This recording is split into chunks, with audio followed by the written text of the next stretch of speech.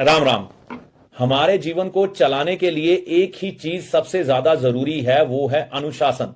अनुशासन जिसे हमारे बचपन से ही हमारे माता पिता हमारे जीवन में घोलने की कोशिश करते हैं। हमें कई बातों के नियम और कानून बताए जाते हैं कि भैया ये काम करना है, ये नहीं करना है। क्यों बताए जाते हैं? कि कोई काम ऐसे होते हैं जिनको करने से हानि होती है। अब मान लीजिए कोई बिजली की तार है, अगर मैं उसको पकड़ूंगा तो मुझे करंट पड़ेगा ही, अगर वो तार नंगी होगी। ये तो आपको तर्क के साथ बात समझ आ गई।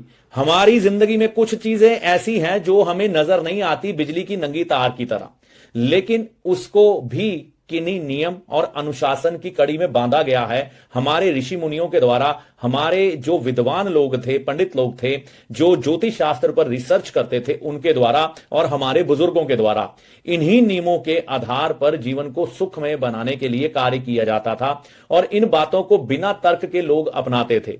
लेकिन आज की युवा पीढ़ी, जो तकरीबन आज से 20 साल पहले के युवा हुए और अब तक के जो चल रहे हैं, इन सब चीजों को अपनाने में उन्हें झंझट लगा और जीवन में कई समस्याएं खड़ी होती चली गई। देखिए, जीवन में अगर सुविधाएं या साइंस का प्रवेश होता है तो हमारे जीवन में सुख आना चाहिए, लेकिन हमारे जीवन में दुख आए। तो ये क्यों हुआ? इसी पर मैं कड़ी दर कड़ी धीरे धीरे प्रयास कर रहा हूं कि अपनी सनातन की या अपने धर्म की या अपने इस भारतवर्ष की उन चीजों को आपको बताने की जो हमारे संस्कार बड़े बुजुर्ग लेके चलते थे और अपने जीवन को सुखमय ढंग से जीते थे। आप भी आधुनिकता भरी जीवन को जीते हुए उन चीजों को बड़े सरल ढंग से अपना कर चल सकते हैं और अपने जीवन को सुखमय बना सकते हैं। तो आज मैं आपको बताने जा रहा हूं कि आपने अपने विवाहिक जीवन को सुखमय कैसे बनाना है। सबसे पहले आपका विवाहिक जीवन सुखमय बनेगा तो एक अच्छे पति पत्नी आप बनेंगे। अच्छे पति पत्नी बनेंगे तो अच्छे माता पिता बनेंगे और अच्छी संतान की प्राप्ति करेंगे तो जीवन अपने आप सुखमय हो जाएगा। तो आज मैं कुछ नियमों पर चर्चा करने जा रहा हूं। वैसे तो नियम बहुत हैं, लेकिन कुछ मुख्य नियम मैंने रखे हैं जो अगर आप ध्यान देते हैं तो आपको काफी लाभ मिलेगा आपके विवाहिक जीवन को सुखमय बनाने के लिए। महिला और पुरुष ये नियम दोनों पर लागू होते हैं, क्योंकि गृहस्थी एक के ऊपर नहीं चलती, दोनों के ऊपर चलती है। तो दोनों ने इन बातों को ध्यान रखना है। विवाह को सफल बनाने के लिए पहले महिला और पुरुष काले और नीले रंग के कपड़े धारण करने बिल्कुल बंद कर दें। ये बात मैं तर्क के साथ करूंगा, ऐसे नहीं। देखिए, काला रंग जो होता है ये शनि को रिप्रेजेंट करता है, शुभ नहीं होता, ठीक है। और जो नीला रंग होता है ये राहु को रिप्रेजेंट करता है, ये भी शुभ नहीं होता एस्ट्रोलॉजी के अनुसार, क्योंकि इन रंगों में थोड़ी सी जो कह लीजिए कि आक्रामकता ज्यादा है, ठीक है ना। अगर हम इन रंगों को धारण करते हैं तो स्वतः ही हमारा स्वभाव आक्रामक हो जाता है, यानी कि हम में गुस्सा, चिड़चिड़ापन बढ़ जाएगा। हम किसी चीज को समझने में कई बार अपने तर्क, अपनी बुद्धि का इस्तेमाल नहीं करेंगे। हम जो कहेंगे और जो बोलेंगे आप उसी को कहेंगे, यही सत्य है, इसी को ही सत्य मानो, इससे आगे नहीं बढ़ेंगे। तो इसलिए ज्योतिष में ये जो नीला रंग है राहु के साथ जोड़ के देखा जाता है और किसी भी गृहस्थी व्यक्ति को नीले और काले रंग का प्रयोग मना किया जाता है। तो navy blue, royal blue and black गृहस्थी व्यक्ति को बिल्कुल भी नहीं पहनना चाहिए। अगली बात, भगवान शिव को सोमवार के दिन दूध अर्पण करना जरूरी है। भगवान शिव को क्यों चुना गया? देखिए, गृहस्थी को चलाने के लिए हमें भगवान शिव के जैसा पेशेंस चाहिए, धैर्य चाहिए।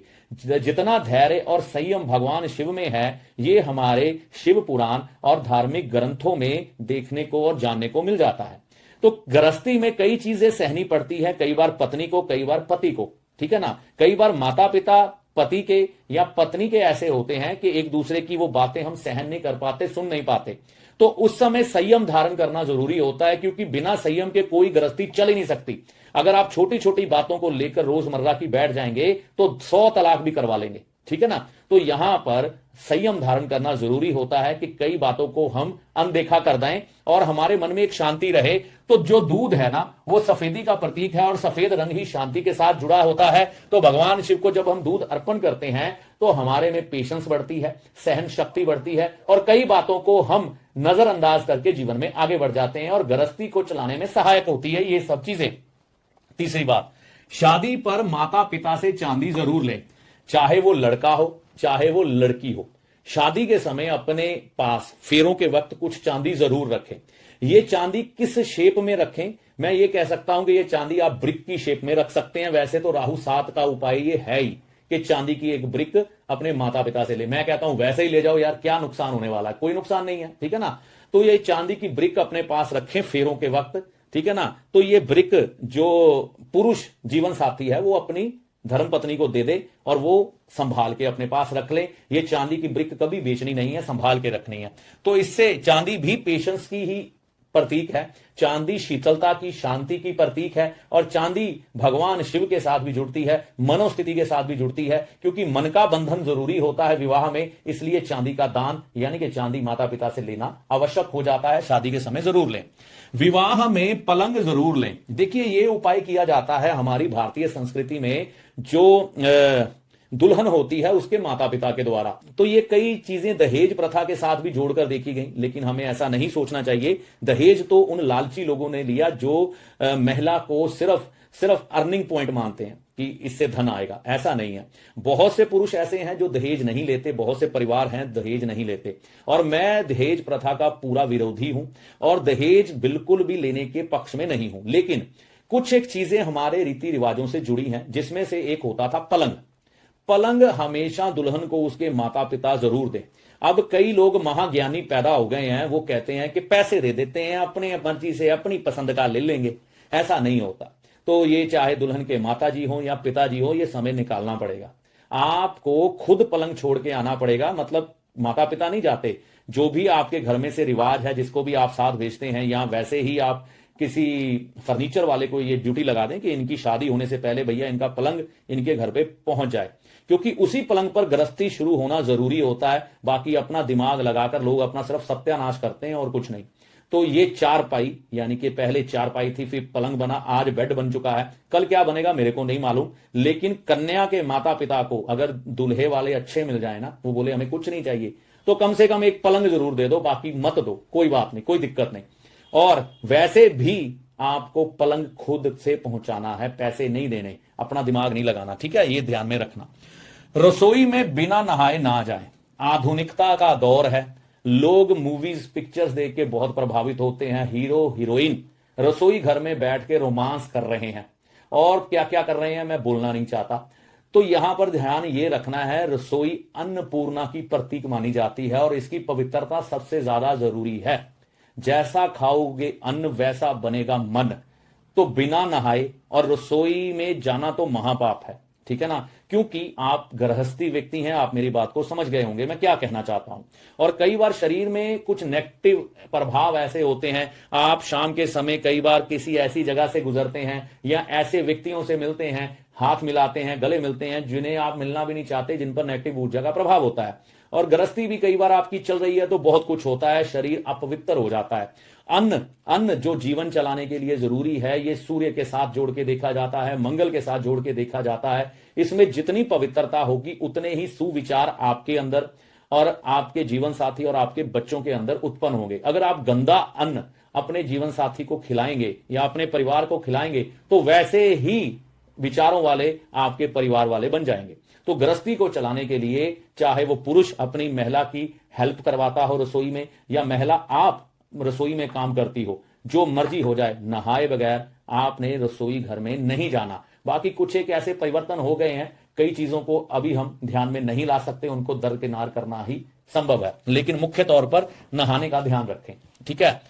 नॉन वेज का प्रयोग वैसे भी ना करें। राक्षस की कहानियां सुनी है ना बचपन में, कई बार राक्षस आता था गांव में से, एक व्यक्ति को उठा के ले जाता था, उसे कच्चा चबा जाता था तो वो राक्षस सच में आ जाए तो क्या खुशी से उसको खाने दोगे? जैसा तुम्हारा भोजन नॉनवेज का है, उसका भी नॉनवेज का है, तो खाने दो, वो इंसान खाता है, ठीक है ना। तो तामसिक बुद्धि और किसी का कत्ल करके उसको खाने से हमेशा तामसिक विचारों की उत्पत्ति होती है, पशु समान बुद्धि का विकास होता है। तो ऐसी ही बुद्धि का विकास ग्रस्त में होता है जब नॉनवेज का सेवन किया जाता है। एक दूसरे के प्रति विचारों की शुद्धि नहीं रहती, पशु समान बुद्धि विकसित होती है, जिसमें बुरे भले की सारी मर्यादाएं भंग करके जो मन को अच्छा लगता है, जो भाता है, वही करते हैं, और एक कश्ती छोड़कर कई कश्तियों पर सवार होते हैं। बस इस बात को समझना है कि हमें अपनी गृहस्थी को, अगर आप चाहते हैं कि आपका जीवन साथी भी ईमानदार रहे आपके साथ और आप भी ईमानदार रहें अपने जीवन साथी के साथ, है ना, एक दूसरे के प्रति अगर आप ऐसा ग्रस्त, सुख में ग्रस्त चाहते हैं, तो इसको आज नहीं तो कल छोड़ना पड़ेगा। नहीं तो जैसे पशु अपने जीवन साथी के प्रति वफादार नहीं होते, वैसे ही हाल इंसान के साथ होता है जो नॉनवेज का प्रयोग करते हैं। तो फिर किसी को या व्यक्ति को या किसी ग्रंथ को या धर्म को गालियां देने से कुछ नहीं मिलता, अपने आप को बदलना पड़ता है। हां, अगर आप तामसिक विचारों वाले हैं तो आप जाइए, नॉनवेज खाइए, कोई दिक्कत नहीं है। जैसे आप जीवन जीना चाहते हैं कई लोग आपके संपर्क में आए और जीवन में हर तरह के उल्टे सीधे काम आप करें, तो नॉनवेज खा सकते हैं, वैसा जीवन जी सकते हैं और किसी से शिकायत करने की जरूरत नहीं है। गाय की सेवा करें। कई बार हम सभी देवी देवताओं को प्रणाम नहीं कर पाते, उनकी शरण में नहीं जा पाते, तो उससे हमें कई बार सभी देवी देवताओं का आशीर्वाद नहीं मिलता। लेकिन हमारे शास्त्र कहते हैं कि हमारी गौ माता में 32 कोटि देवी देवताओं का वास होता है। 32 प्रकार के देवी देवता जो हैं वो गौ माता में निवास करते हैं। मैं कहूंगा सभी देवी देवता गौ माता में निवास करते हैं, ठीक है। तो जब हम गाय की सेवा करते हैं तो उन सभी देवी देवताओं का आशीर्वाद, जिसमें कुल देवी, कुल देवता, पितर, ब्रह्मा, विष्णु, महेश, सभी देवी देवताओं का आशीर्वाद मिल जाता है। आपके ग्राम देवता, है ना, तो सभी हर तरह के देवता का आशीर्वाद मिल जाता है। और कई बार अगर आप मुसीबत में भी फंसे तो आपको गौ माता की सेवा से वहां से बाहर आने का अवसर मिल जाता है। तो इस चीज को ध्यान में रखना है कि गौ की सेवा करते रहें। इन सभी बातों का ध्यान रख के आप अपनी गृहस्थी को बहुत अच्छे ढंग से चला सकते हैं, इन नियमों का पालन करके।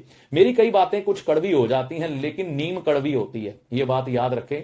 नीम में कभी मिठास नहीं होती। तो कड़वा सच तो भैया निगलना पड़ेगा, निगलने से नहीं, अपनाने से लाभ होगा। तो नीम कई बीमारियां भी दूर कर देती है। तो इन बातों को अपना के चले, माता रानी की कृपा से आपकी गृहस्थी अच्छी होगी इन बातों को अपनाने से। बाकी समय समय पर ऐसी और बातें लाऊंगा जो आपके जीवन में, शादीशुदा और आपके बच्चों के जीवन में बढ़िया परिवर्तन ला सकती है। और अगर आपको लगता है कि ये वीडियो किसी के काम आ सकती है, उसके जीवन को सुधार सकती है, कुछ ज्ञान किसी को बांट सकती है, तो जरूर बांट दें। आपको इस वीडियो में बताई हुई बातों का लाभ होगा भगवती की कृपा से ही, क्योंकि 9 ग्रह उसकी ही शरण में है। जय माता दी।